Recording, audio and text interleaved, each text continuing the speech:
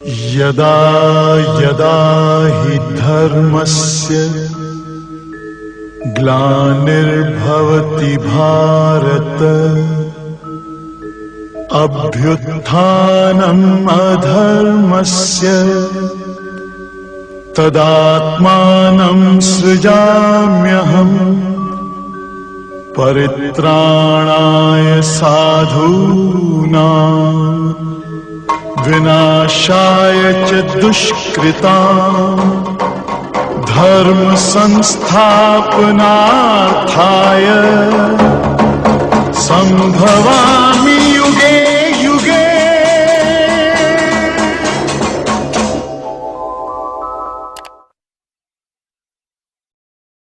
अपि चेदसि पापेभ्यः सर्वेभ्यः पापकृत्तमः सर्वं ज्ञानप्लवेनैव वृजिनम संतरिष्यसि। तो तुम भी ज्ञान की नौका में बैठकर पाप के सागर को पार कर जाओ। ये समझ लो पार्थ कि जैसे अग्नि सब कुछ जलाकर भस्म कर देती है, वैसे ही ज्ञान की अग्नि कर्म फल की इच्छा, फल की प्राप्ति न होने पर आने वाले क्रोध और उस क्रोध के सहारे आगे बढ़ने वाले मोह को जलाकर भस्म कर देती है। हे पार्थ, इस मंत्र को सदैव याद रखो कि संसार में ज्ञान के समान पवित्र करने वाली न ही कोई वस्तु है और न ही कोई तत्व। ज्ञान ही सर्वोत्तम है। अज्ञश्च अश्रद्धानश्च संशयात्मा विनश्यति नायं लोकोस्ति न परः न सुखम संशयात्मनः। जो अज्ञानी हैं, जिनमें श्रद्धा भाव नहीं है, जो बात बात पर शंका करते हैं, संशय युक्त हैं, वे तो नष्ट हो ही जाते हैं और उन्हें ना इस लोक में सुख मिलता है और ना ही परलोक में। इसलिए हे भारत, संशय को त्यागो और तुम्हारे भीतर जो मुनि बैठा है उसे जगाओ। ज्ञान योगी बनो पार्थ, ज्ञान योगी बनो और समझ लो कि ज्ञान की चरम सीमा ही कर्म संन्यास है। आप कर्म संन्यास और कर्म योग दोनों ही की प्रशंसा कैसे कर सकते हैं केशव? ये दोनों एक दूसरे को काटते नहीं बंधु, और कल्याणकारी तो ये दोनों ही हैं, किंतु इन दोनों में श्रेष्ठ है कर्म योग।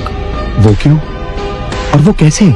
जो द्वेष और आकांक्षा से ऊपर उठकर कर्म करता है वो तो नित्य सन्यासी है ही, और वो द्वंद्वों से रहित होकर सांसारिक बंधनों से मुक्त हो जाता है। इसलिए जो कर्म संन्यास को कर्म योग से अलग समझता है वो तो मूर्ख है ही। ज्ञानी ऐसा कभी नहीं समझते। कर्म त्याग तो वास्तव में निहित स्वार्थ के त्याग का नाम है पार्थ। इसलिए कर्म योग के बिना कर्म संन्यास की प्राप्ति हो ही नहीं सकती।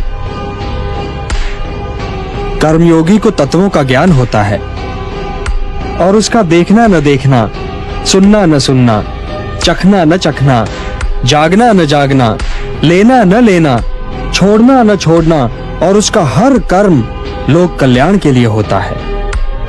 और इसीलिए वो पाप से बिल्कुल वैसे ही अलग रहता है जैसे कमल जल में रहकर भी जल से अलग रहता है। ब्रह्मण्याधाय कर्माणि संगम त्यक्त्वा करोति यः लिप्यते न स पापेन पद्म पत्रम इवाम्भस। हे धनंजय, कर्मयोगी कर्म फल को त्याग कर परम शक्ति को प्राप्त होता है, पर जन्म नहीं लेना पड़ता। वो इसी नश्वर जीवन में मोक्ष को प्राप्त कर लेते हैं। तो हे पार्थ, ये नश्वर जीवन बहुत ही महत्वपूर्ण है, क्योंकि इसके उपरांत तुम्हारा आत्मा तो अवश्य होगा किंतु तुम नहीं होगे। तो इस नश्वर जीवन काल को अर्थपूर्ण और समाज के लिए कल्याणकारी बनाओ पार्थ। ज्ञान प्रकाश है, तो इस प्रकाश को प्राप्त करो, और यदि तुमने ऐसा कर लिया तो इन भ्रमों में भटकने से बच जाओगे जिनमें आज भटक रहे हो।